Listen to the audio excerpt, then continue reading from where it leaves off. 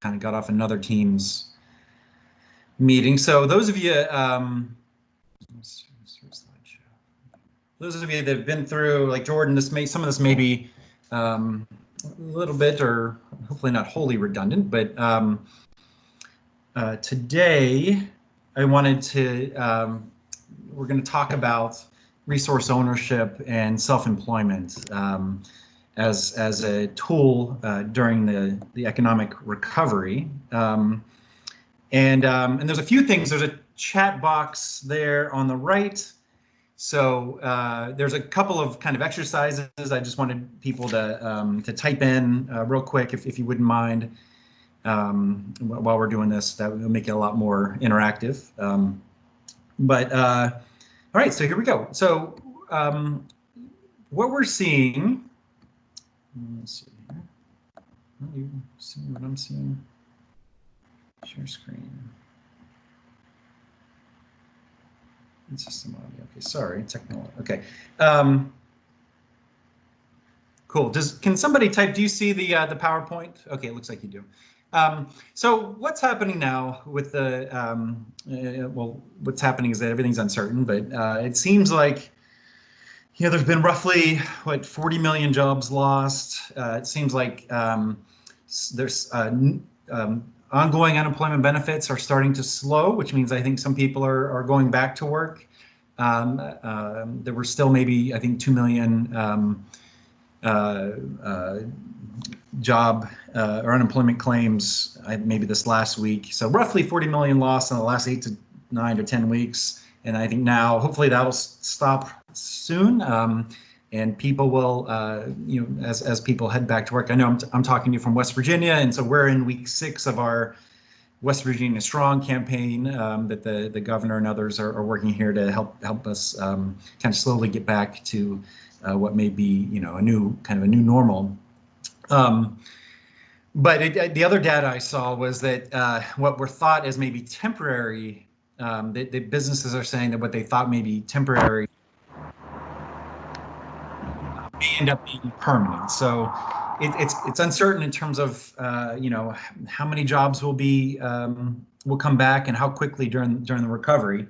But one point that we've made, in our other presentations and our other kind of stuff we've been writing and thinking about is that employment has always been really tough for individuals with disabilities anyway. When we were looking up data, it seems like roughly 69% of people working age adults with disabilities aren't working at any given time at all.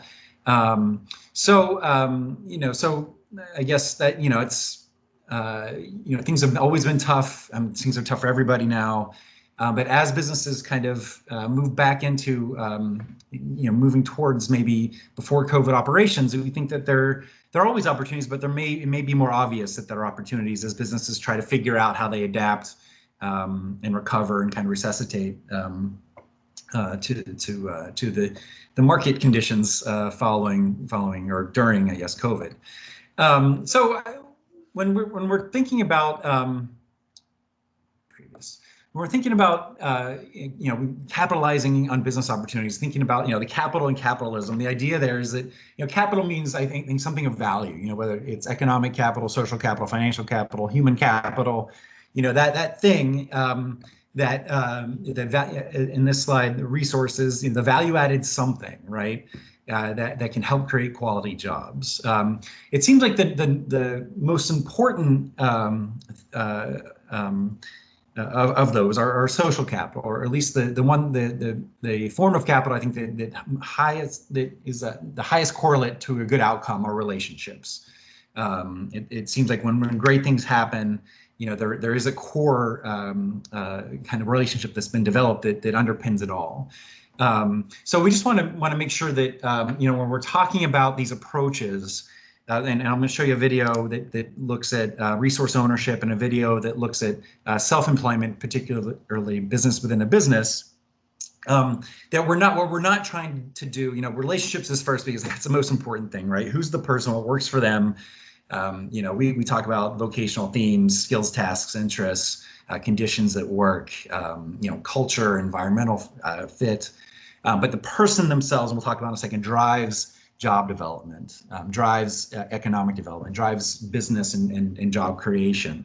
But it does seem, and on top of that, when people have access to resources, right, that they need those to circumvent barriers, create options, and create jobs. Again, whether it's the resources to be connected with a quality provider of customized employment, or maybe the resource of familial or parent or friend who helps people kind of navigate the work discovery, get to know who they are, navigate the work world, and then create something that fits the person, right? I mean, it can be just a neighbor who a relationship, who knows somebody, opens a door. Could be more kind of systems oriented, like we're going to talk about today. But typically, the best things happen when all of that stuff, obviously is playing a part. So today we're going to talk about resource ownership, and we're going to talk about or just point out resource ownership, point out self-employment as options of pretty direct, obvious ways to create something, to create a job or to create a business that fits the individual, fits a market need, that matches a business need for a business that's not hiring, that has no help wanted sign, or to create a business that meets a market need. So I'll show you. I'll switch now and show you 2 videos real quick.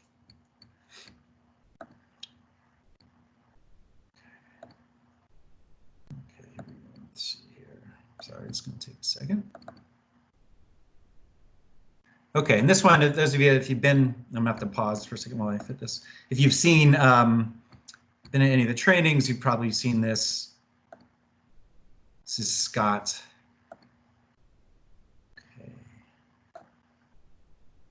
I'm just going to I just have to find it here.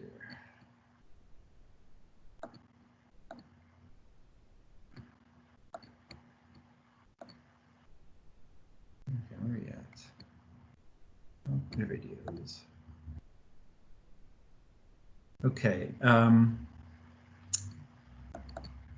So it doesn't seem like you can't see it.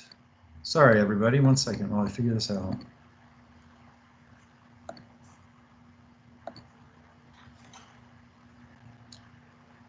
Share. There we go. Movies and TV. Okay. All right. Now you're seeing it. Sorry about that. Just make sure you're also seeing the video here. Sorry, everybody. Okay, here we go. I got it now. All right, movies and audio. Here it goes. I got it now. So this is Scott.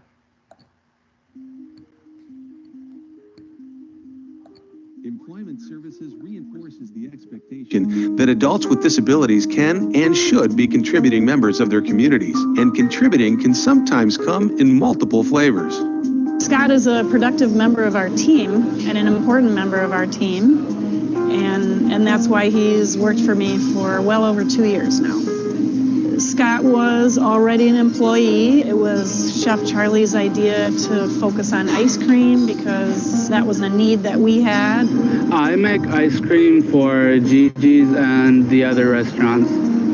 I think CIP has been a great partner with us, helping to get, Scott up and running, and at Bread and Pickle at first, and now at Gigi's with the ice cream. Well, I believe that a big motivation for Scott is the fact that this is his own deal. Like, basically he gets to be able to maintain and create his own flavors of ice cream and do it himself. He's taking responsibility. The name of my is Scott's Ice Cream, and it's named after me.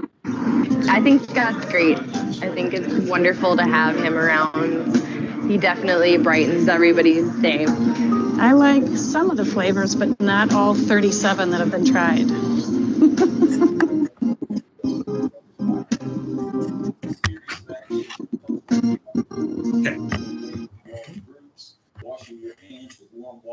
Okay, and if everybody could, if you're listening, if you can mute, if you wouldn't mind, it'd be great. I'm hearing somebody's a video in the background. Okay, so that's one video, and then I'm going to show you another one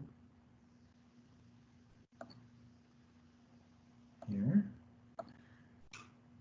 So I've used WebEx, Zoom, Teams, and one other in the last couple of days. It's really, really fun. They're all kind of the same, but a little bit different. Okay, here we go. Another video.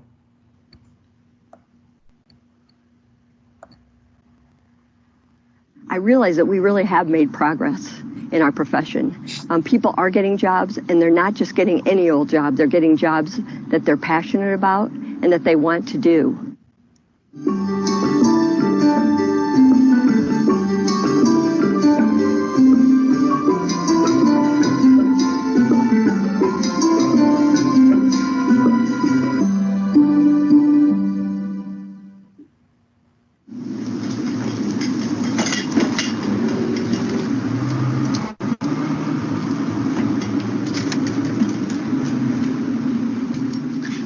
Then I started my own business. Now it's called Nick's Optical, and I make mostly all the lenses for my dad right now. Yep. You've been doing that how long now? Almost 2 years. Yeah. Being part of my business, Dr. J's, optometry is what I do. We would all like to have our own lab, and what that brings to my practice is flexibility with patients coming in that with their many kids. What we're doing right now is they could get a pair of glasses today, and saves them cost, saves them time, especially someone who's never worn glasses. It's needed glasses for be able to see in classrooms and that kind of thing. Just is a big plus, and then a practice like mine to be able to say, hey, pick out your frames today, and to be able to walk in the back, and Nicholas will make you a pair of glasses in basically less than a half hour. And Nicholas took the rest of it and developed his own practice inside of my walls in Nick's Optical. And he's done a nice job. It usually comes out like this, so it can fit the frame and stuff. My idea came from a Special Olympics when all the nations came to Ames, Iowa. Yep, that was, what, 7 years ago? 7 years ago. And then there was one of those machines there, and then I got that bug in my head. Yeah, you did. So basically, how much money did you have to borrow Nicholas? $35,000. And how long, with the assistance of the PASS program, how long will it take you to pay all that off? They said 3 years. 3 years, which is amazing. Well, as Nick's mom, it's most important to Jay and I that all of our children become independent as they grow up in life. And it's been real exciting for us, for Nicholas to be going through this program, because every step of the way we're figuring out that this is going to set him up to be independent as an adult. And we will continue to provide whatever resources and assistance we can, but we know that there's going to come a time when Nick's independence will be so important for him. And I think he's headed in the right direction, and this is truly a program that can help him be a guy all by himself, making ends meet. Is this what's supposed to be, Nick? Those ones that I did here have no access. I sit out most of the time, but today I'm standing up.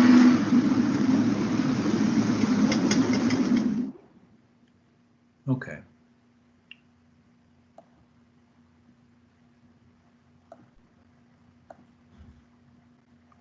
Okay, great. Just going back to the PowerPoint here.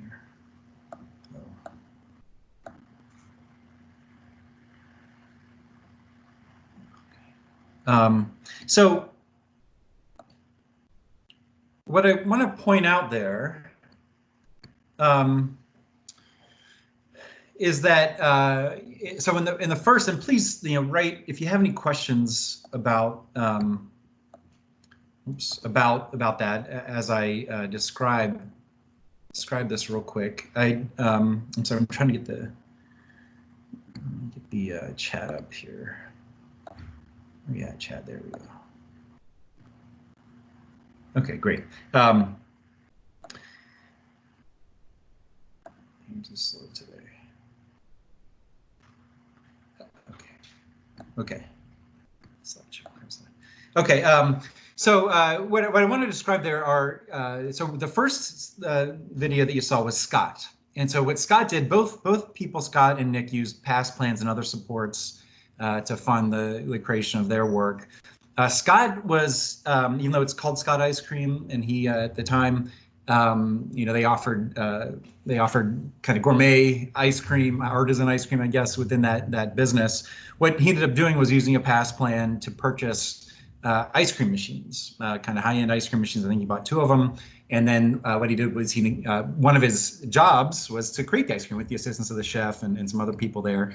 What they learned there was, the business was buying gourmet ice cream from a third party, a vendor, and so the business knew pretty much exactly, what the costs were, right? And they knew how much it cost to buy the ice cream. They knew how much volume they sold and at whatever price point.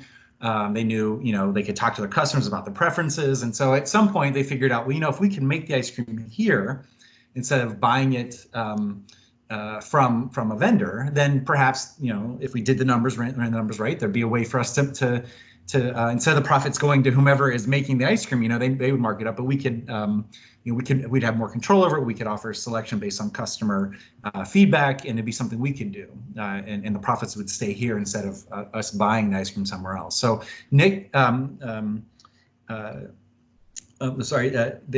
they ended up doing, Scott ended up negotiating a wage job. And so that's what we call creating a wage job using resource ownership. The resource there is the ice cream machine. He makes the ice cream, they sell it there. The additional revenue and the profits that are made from selling the ice cream go to create Scott's job. Nick, on the other hand, what he did was he started his own business, Nick's Optical. And so it's obviously a really unique situation. If we had, during our training, if we had more time, we could go through some other scenarios, but his approach is called business within a business. And that's where Nick basically created a lens business where he made and they sold lenses to customers of his dad's optometrist business. So instead of, if you're like me, when you wear glasses, where I go to get my glasses, my optometrist locally, they do your eye test, and then they do all the stuff. You read the letters, they do the air thing, and then they have if you want to buy glasses there, they pass it off to somebody who shows you in the room with the glasses, and then you look through, and maybe they have some stuff in some books. But then if you order them, right, they take your prescription and then they send out the order, and it comes. If you want to pay extra, it'll come sooner. But typically, I think for me, it's like a week or two. So what they're doing, again, it's kind of the same thing where. I've heard somebody told me it's described as import substitution. Is that you're kind of importing a service that you don't offer there. You're buying from a vendor or a third party instead of purchasing the services of making the lenses. They know, well, what would it cost to get the equipment, the tools, the knowledge, the know-how to be able to offer that here, right? And what his dad says, people can get the lenses while they're waiting. I think that he said they were using at the time for kids and other stuff, who break their glasses maybe frequently. But they can, it's a bottom line understanding of one, a business need, and I guess a market condition in terms of the ice cream and starting the business, the lenses within the business. I'm showing those 2 videos. I think they're great videos. They also illustrate a point of how, a certain approach to job development, which I think we're going to have to figure out, which may be a bit different from kind of a lot different maybe from the traditional placement approach, is like this notion of well, I want this job, right? This one job. And again, kind of cliche example, stocking shelves at Target or at the grocery store. That for in complex times, for folks, all of us who are living complex lives and the economy's, going through some turbulent times, that I think in general, when you're trying to figure out work, it's good to have as many options as possible, right? To be responsive to market conditions, to business needs instead of predictive, and that I want that job. Just again, stocking shelves, to use a cliched example. So in both cases, you could see how Scott's could have potentially turned into self-employment if he wanted to, if the supports were there or something that he felt like worked for him, right? He could have said, well, I'm going to start Scott's Ice Cream, and instead of me getting a wage, I'll negotiate with you, and I'll pay you rent for maybe a percentage of sales or a flat rent or based on ice cream sales. And I'll run Scott's Ice Cream, but inside of, excuse me, your restaurant, right? Again, a cliched example of that is if you walk into Walmart or a gas station, right? There's a Pizza Hut, I think, in the gas station nearest to me, right? So if you walk into Walmart, there's probably 20 businesses operating there, and there's a mutual benefit of the optometrist being in Walmart and the Subway. Bank, right? That people go there and they can get a lot of their needs met, access to customers. And the other end too, that it may be possible for Nick to have negotiated a wage job, although the investment there is pretty, $35,000. I think that they said that the pass was used to pay off. That either way, you could have looked at one as, well, this is wage, or self-employment, both with Scott's Ice Cream and Nick's Optical. So that's the idea there. That when we're approaching, when we're doing job development in these times, right? Economic development, capitalizing on opportunities that we're not thinking necessarily in job or business ideas, right? That when we're going out and we're following the person to places that make sense based on everything we've learned about them. During discovery, right? We want to make sure that it's crucial that the person's known first, but we're not trying to predict exactly what the specific job or business idea will be. It's going to grow, kind of be cultivated, beginning with who the person is and then responding to business needs that fit the person. So when we're thinking of most folks that we're going to be, if somebody was receiving SSI or Medicaid waiver supports, typically they're impoverished, so people don't have like cash in the bank, or they're not allowed to have cash in the bank to use towards these ends. So one thing to do at some point, we advise during discovery that there's obviously you're talking to VR or whomever the funder is, Medicaid. We want to figure out benefits during that process and have discussions about earnings and impact on public benefits, but also we want to think about what are the resources that are available that we may want to tap into as tools to be used when we're creating work. So I just want to make sure that all of these options, and there's others here, I'm sure that I'm not, these are the main ones, they're seen as tools. They're seen as again, arrows in the quiver, that you may or may not use, depending on what opportunities you find. But it's really important, I think, to take some time before job development, certainly, and try to do your best to map out what resources are available to support the person, to create opportunities and to circumvent barriers. So, and one way I think to think about this too is, we want to make sure that we, it seems, we know that for transition age youth, that the greatest predictor of whether or not somebody's going to work during their lifetime is if they had a real job, in school, right? So the goal is to have high expectations, right? And certainly for funders and for us, that we want to think about, kind of like an investment approach. I know like Social Security's Plan to Achieve Self-Support, or PASS. That is pretty much the logic, is that people are going to get invested in now with additional money that they need to buy things they need to reach a work goal, and then down the road that investment will see a return. The people going to work, making additional money and spending less of public benefits.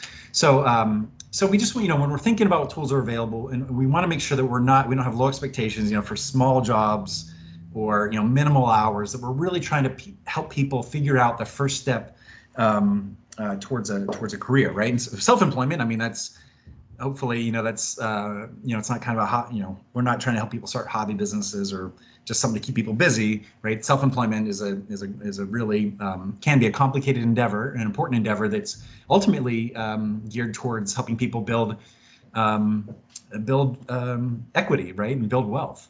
Wage employment too, that we really want to shoot for skill development, career development, that the job is not going to be obviously the last job, that's going to lead to something else. So I just wanted to point some of these out. Plan to Achieve Self-Support, or PASS. I did want to show you, I had it up here. Oh yeah, okay. This Payments at a Glance, I don't know if anybody's using Ticket to Work.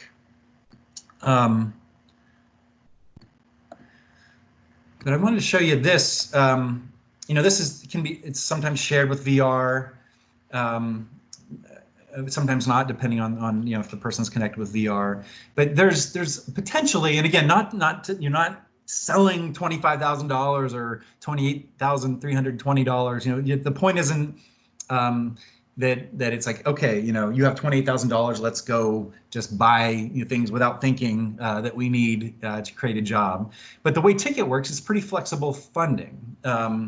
And so this is extra resources potentially that could be used to help the person get things they need. Again, could be tools or equipment, resource ownership, and this is used for wage gig mostly. Could be to pay for job coaching or on the job supports, transportation. But it's just another thing to think about for most of the people that we work with. Are going to be some of the poorest people we know in terms of net worth. But often these individuals are surrounded by sometimes tens of thousands of dollars that can be used, if we can think of them more as kind of an economic development tool towards work. So okay, cool. Back to the slideshow.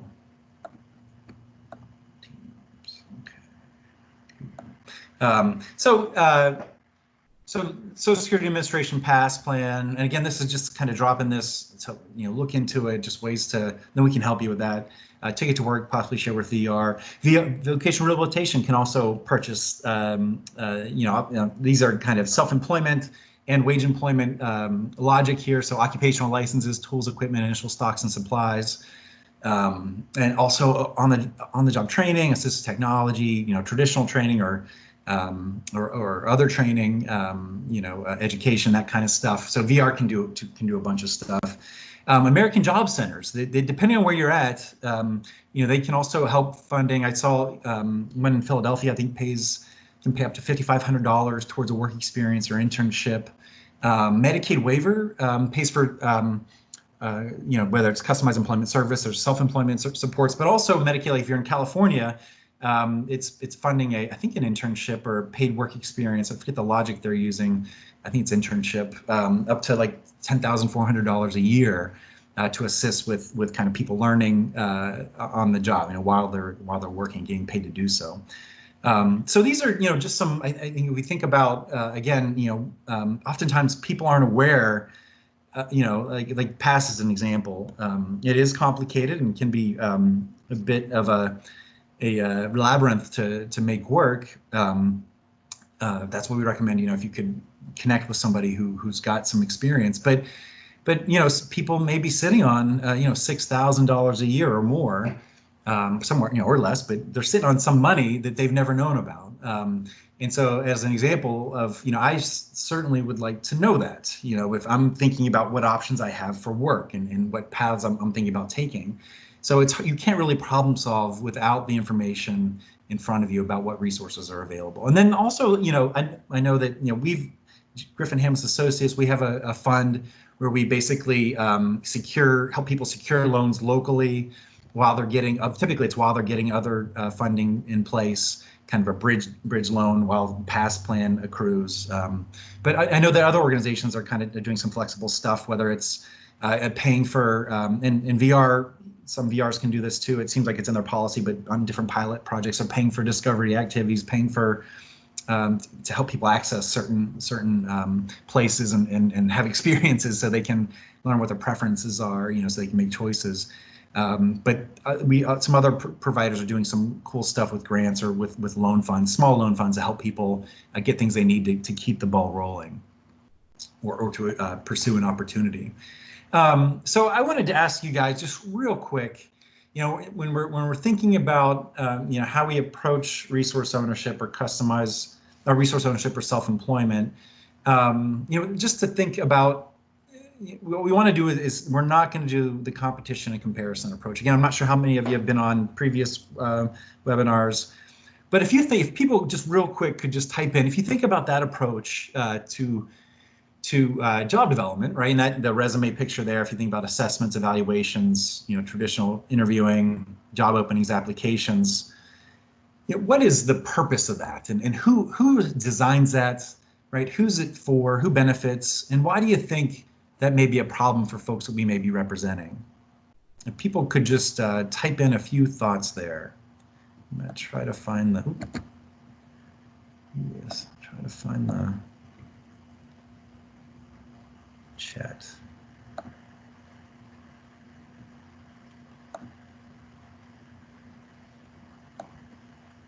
Russell, I'm happy to read it to you if you want me to. Oh, great. Yeah, I can't figure out how to get the.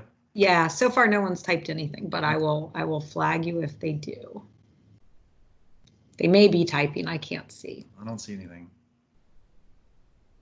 Are you there? Can somebody just type even a yes, thumbs up? We're alive, we're awake, anything? Ah, Stacy Freed is here. Jordan Andrews is here. Erica's here. So I don't know if it made sense, but if you think about the traditional approach to work, and what we're saying is that these resources we're talking about that we just showed, we don't want to go this way, right? We don't want to be applicants.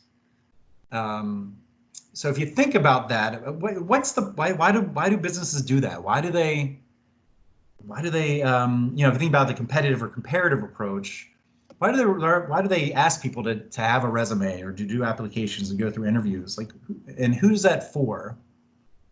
And then just like from your personal experience and maybe, you know, of helping people navigate that process, like why may that not be the best approach? I mean, I think we can think of why now. It's definitely, you know, during COVID, you know, it's not a great approach.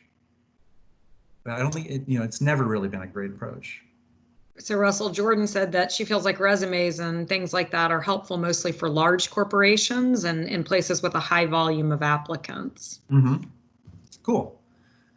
And so, and if you think of the function of that, the function is to help people kind of weed through, you know, to simplify the process of making sense of kind of, you know, putting those in order, right? Of assigning value, of who should have attention and who should not. And then why, so to follow up on the next question, why would that be a problem, or the last one, why would that be a problem for people that we're supporting? I mean, now and then in general times. And then just so you know, we have two Jordans. Our Jordans are actively participating. So Jordan Trumbo said, traditional employment supports can be helpful for certain clients, but they don't work well for everyone. The people who benefit more from these are the business and the job placement providers because it minimizes risks, but it does nothing to help someone who hasn't worked and doesn't have anything to report or is perceived to have limited skills. Oh, wow, great. Which Jordan was that? That was Jordan Trumbo. Thanks, Jordan. Awesome.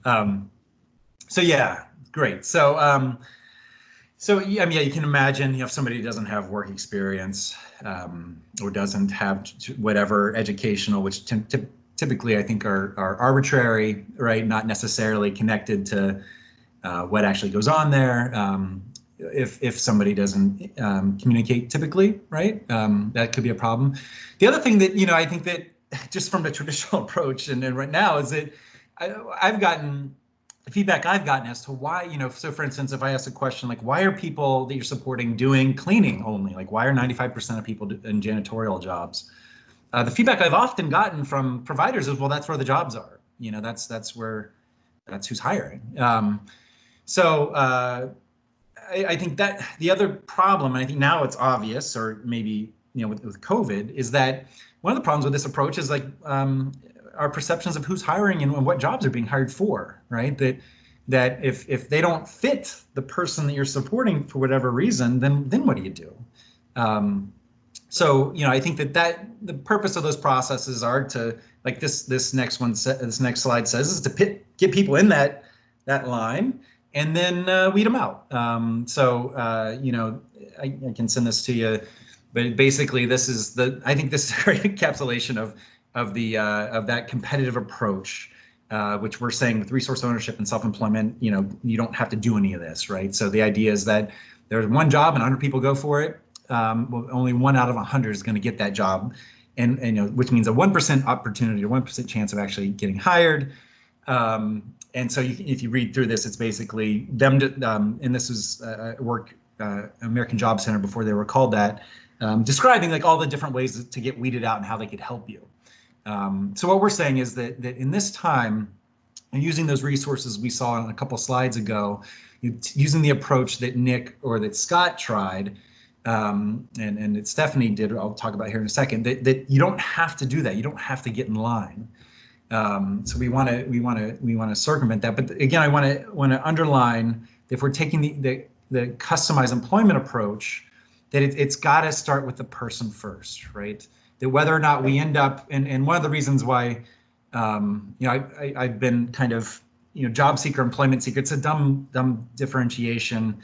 It's just a label. It's just a word. But I like the idea of employment seeker because it encapsulates, I think, the possibility that people could be self-employed versus job, which to me connotates a wage gig. But the idea behind this approach, if you look at the job development guidance we had, or look at if you've been to our trainings or seen some of our materials, is that it starts with the person, and then you figure out who they are first, and then you go out. And it says and is also, whether you look at this definition or the VR definition, that they're designed to meet, first figure out who the person is, individualized determination of that, and then you go out and meet the specific needs of the employer or business in this case, or if it's self-employment, market needs. Cool. Okay, so I wanted to show you, to go use, and I hope that people will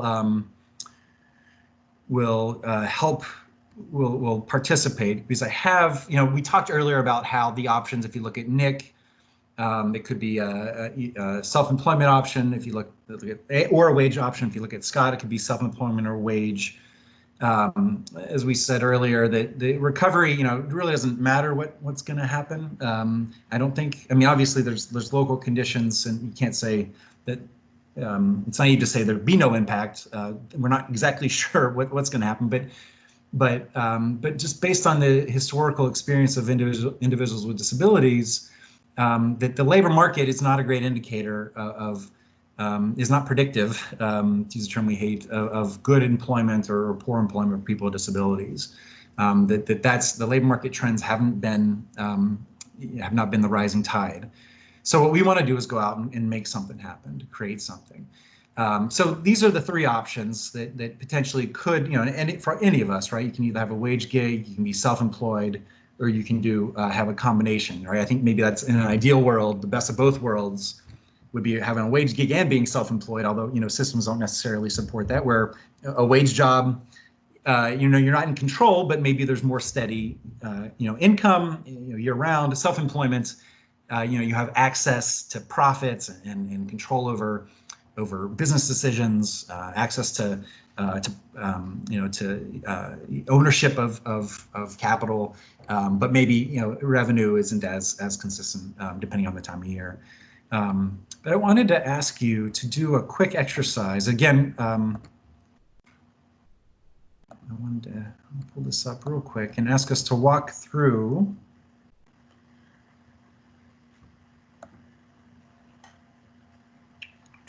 sorry, one second here.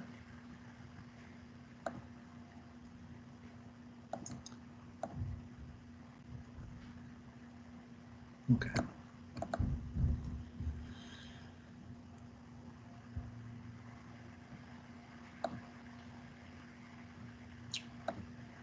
Okay, here we go. All right, and here I am going to ask you all to please participate. So this is an activity that I've used in training. I've kind of modified it a little bit for today. So again, along the lines of if we're approaching job development or business development or just economic development, to be open to options and to have conversations about self-employment, about resource ownership, about the resources that are available.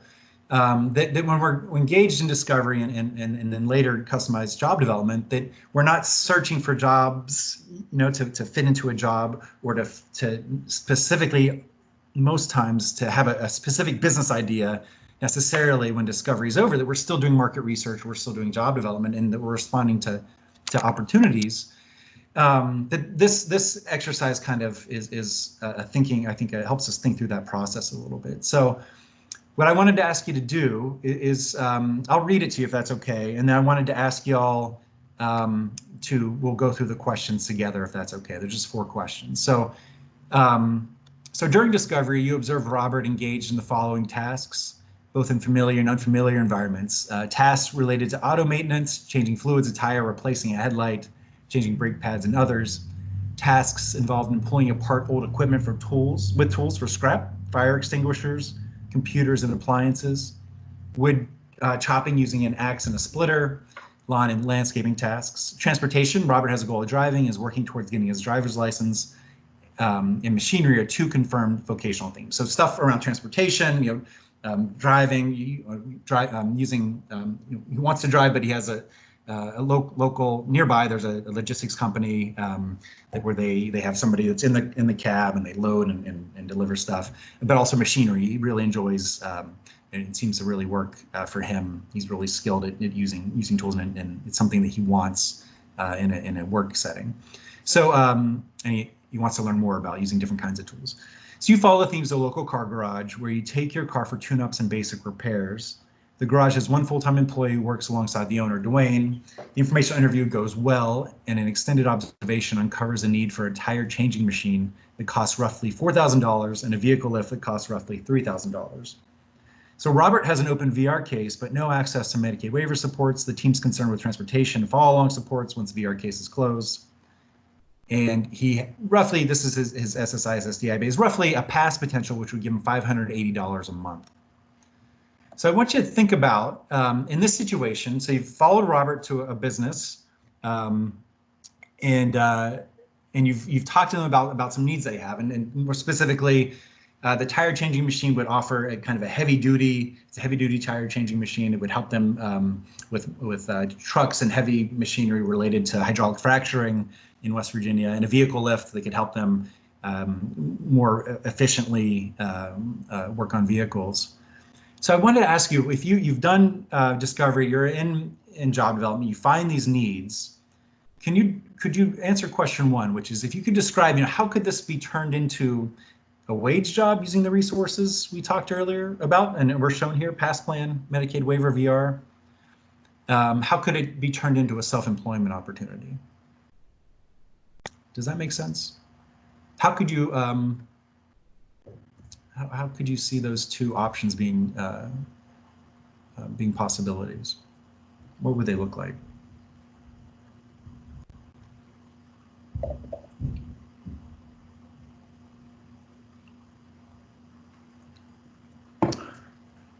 You still there, Beth? I'm still here. Anybody type in that? It doesn't, it doesn't show on the screen. Like in some programs, you can see if people are typing. Yeah. You can't see. Yeah. Come on. It's Friday afternoon, but everybody can do this. And in some places, it's only Friday morning. So your brain a little more Yeah. I made today a little more participatory. No, that's good. Okay. Okay. Maybe break it down. You want to start with wage employment? Yeah, wage employment. So how would you? Okay, here comes Jordan Andrews jumped in. Resource ownership could help obtain the tire changing machine, which would allow him a wage job changing tires. All right, so we have one Jordan. We have one Jordan in. Second Jordan chiming in. We need someone other than the Jordans. All right, so Jordan Trumbo says it could turn into a wage job where the person brings a tire changing machine right to the business, which increases profit for businesses. And Robert has shown that he can already do this. Sweet. Cool. Great. Okay. Wage employment. And then I'll just help, self-employment, right? It could be that Robert's tire changing service, right? Where he, and maybe, and mechanic services where he's renting space, and maybe, there's some we can figure out with VR supports, maybe Medicaid if we can be creative, or tickets, some supports to help with with setting up a business, with customer interaction, point of sale, but maybe he also could start a business, or even it could happen with wage employment, where the lift, it's a scissor lift that's didn't give tons of details. It's movable, portable, so where he could start his business, or you could the service could be offered under Dwayne's menu of services. How would you, in the second question, how would you propose that to people, to the business owner, to Dwayne? What would, if you could just, and again, this may be just the Jordans, but how would you introduce the idea to Robert, to Dwayne, on behalf of Robert? Or how could you help Robert maybe propose the idea of resource ownership or self-employment? I don't know, Russell. Should we put making self-employment work on the table? We could send 3 books to the first 3 people who jump in.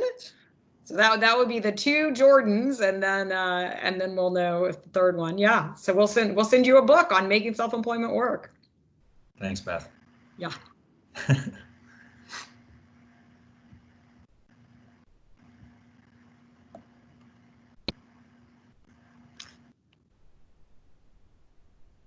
Okay, so Jordan Andrews said that Jordan Trumbo did a great job pointing out the benefits earlier. Tire changing increases profits, which pays his wages. Oh. Oh, here comes Pam Dempsey. Okay, so Pam Dempsey thinks showing the comparisons in a visual. Great. All right, come on, people. We got more books on the table. Oh, Gina Lancaster. Now we're starting to pop in. Okay, so have a conversation with the owner. Ask what he would want to do with something, and it popped out. Cool.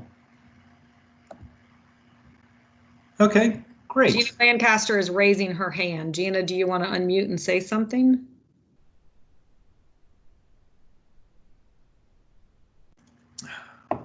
All right, one more just popped up. Jordan Trumbo.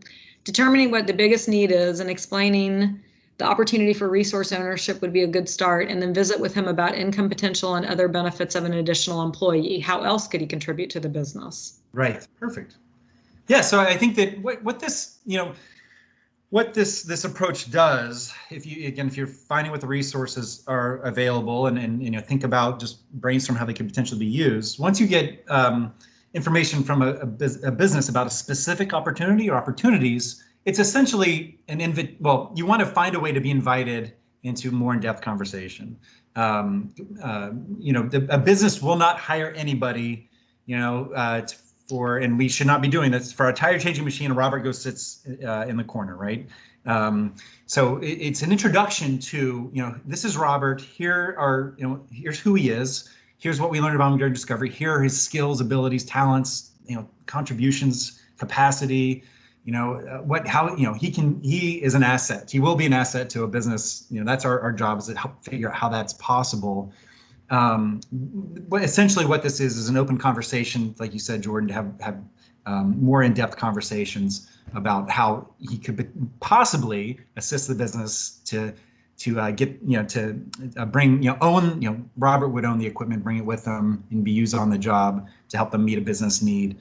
Here's all the other stuff Robert can do, or is interested in and wants to learn how to do, or knows how to do a bit, that would help him kind of on the first step towards a career in an industry like that. So that's a bit of a wordy kind of follow-up, but the idea is that resource ownership in thinking about self-employment as an opportunity, and these resources available essentially are a way to spend more time around a business and to look in detail at possible opportunities. So there's some data we saw where if you use a work incentive, it increases the percentage of a successful outcome in VR. And I think really the reason that happens is because you have resources that can be used to create something in terms of offer a service or product, or meet an unmet need, or offer a new product or a need that's partially met. But also I think what it does is it makes you look at the details. It makes you work through, well, how would it look if we did this? Well, what about that? You're able to, I think, to consider multiple scenarios and make something that fits for everybody, right? And if you contrast that, that in this example, right, Dwayne wasn't hiring. They had needs, but they weren't hiring. And so the conversation isn't, hi, are you hiring? The conversation is like in a video that's kind of old now, hi, you have needs, here's why we're here, here's why it makes sense who Robert is, and Robert may be able to help you meet some of those needs. Can we talk further? So hope that makes sense. We'll skip the next part there. Russell, I just want to chime in. Pam Dempsey chimed in too and asked the question, does the employment seeker on this side of COVID need the safety of self-employment? So like the ice cream maker who could work off-site and have support for delivery. And in this way, then self-employment would be more supportive in the current climate. Yeah. I think that, I guess that's the other, I think we had a conversation with a bunch of, on Wednesday, I think Beth and I were a part of it, just about that being an extra wrinkle now, right? Of that, we've some individuals in Discovery, like if they're really, really cautious right now. So they're not just the other, like last week, there was an employment seeker that they finally got masks because they were on back order, and they went outside for the first time, and he put some fertilizer down and did some other yard stuff. So in that, I don't think there's any medical or like obvious safety needs. Just mom is really protective. But there may be other people, if you think, and I think just in general, right? If people have medical support needs, or if COVID especially is somehow more people are more vulnerable because of that. That I think that yes, that self-employment, if you think about what the conditions are, what may need to be in place, if that's one of them to somehow minimize exposure, then that would be a condition of employment that could be built into the consideration of which option's the best, if that makes sense. But I think that, I think in a certain sense, self-employment is like the ultimate customized employment outcome, because everything's built around the person. I mean, you're responsive, obviously, to customers and market demand, to support's available and what can be paid for. So maybe, who knows, maybe just what everybody's going through now may see some kind of reemergence of, I don't know if it's ever been emerged, but as an option that people are considering. Any other comments? That's a great comment. Okay, so just wanted to roll through. I'd like this, this slide again. We were just talking about like how to access businesses in an earlier call.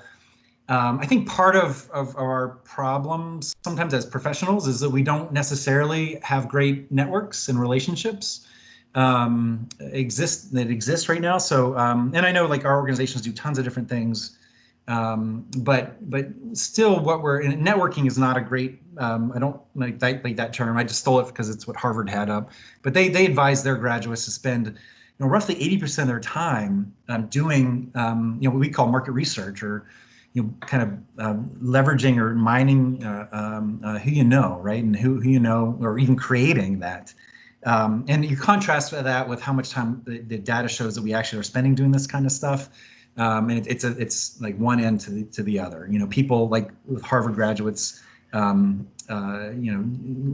their relationships are doing it way more than people who need that. That if jobs are 65 to 85% of all jobs are gotten by who you know, then folks that we support need to be doing more than that. And I just want to underline that because, again, whenever you're using resource ownership or self-employment as an option to create something, that relationship is the core. So I just want to, if you're looking into doing this or to using it as an option, it's not like we talk about retail job development. It's nothing that's already pre-made in a box that you can just go get it and take it off the shelf.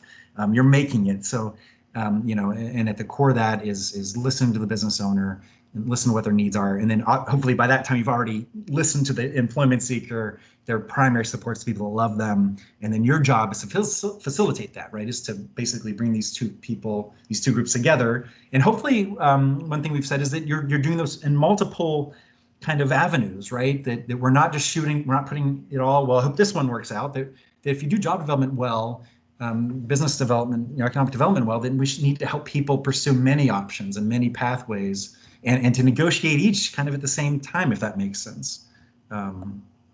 Great. So this stuff, we're almost out of time. Right. So if you're using economic development approaches, you're thinking of resource ownership, you're thinking of self-employment as an option, right? Not that people have to do it, but it's one of the tools, using the resources we saw earlier. Then we have to find a way to get to these conversations, not the yes, no, are you hiring, but more of, these examples, you mentioned, or is it maybe a possibility? What would you think? Can you imagine?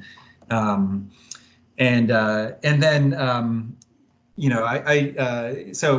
just this last line I've shown a lot lately, just you're no longer an applicant, you're a solution provider, an entrepreneur, a consultant, a problem solver, right? If you think of creating work like an entrepreneur would, then you look at it like this. And I thought about blocking out that I there, but I think we're all adults here and the world is kind of on fire. So I think I could use the S word here. But, when we're thinking about how we're helping people kind of sell their value or we want to think about, describing not necessarily, we're describing the individual, right, and what they can do, but what we really need to describe, and again, whether it's a business development or helping somebody with resource ownership, is what's the benefit to the business. In a slide last week, we kind of roughed out, like, here are the steps to talking about self-employment or business within business resource ownership. But ultimately, right, the person that we're supporting, and again, it's crass, the person we're supporting is not a product, they're a human being, and they're beautiful and complex. But what the impact, what we're trying to have conversation, our facilitation, is to bring the business and the individual together so that the business kind of acts like the fire flower or the individual acts like the fire flower to the business, right? That adding, that person being a part of the team, or again, resource ownership, a typical wage job, or starting a business within the business, or some business partnership, that it enhances, those of us that grew up again on Mario, it enhances the business, that the business is a better business that can do some rad stuff, right? So that, if you're, again, crass marketing, but if you're describing the fire flower, you don't describe it as green and has this pretty flower red in the middle and it's about as high as Mario before. You describe it in its function and its impact, right? And the benefit to Mario. So, he can shoot fireballs out of his hands. He's twice as big, can jump twice as high. It takes 3 hits to die, that kind of stuff. I hope that's one of my favorite slides. But yeah, it's past time. Just wanted to point out that next week, Corey and Carol are going to be talking about organizational leadership. So go and check out our website. There's different there's I think 3 more we have scheduled, and more will be coming of these conversations that we're having. This one's, I think, on a Wednesday, but. Okay, so sorry, that was kind of a lot of information I tried to get in pretty quickly. So any questions? I can hang out for a little bit.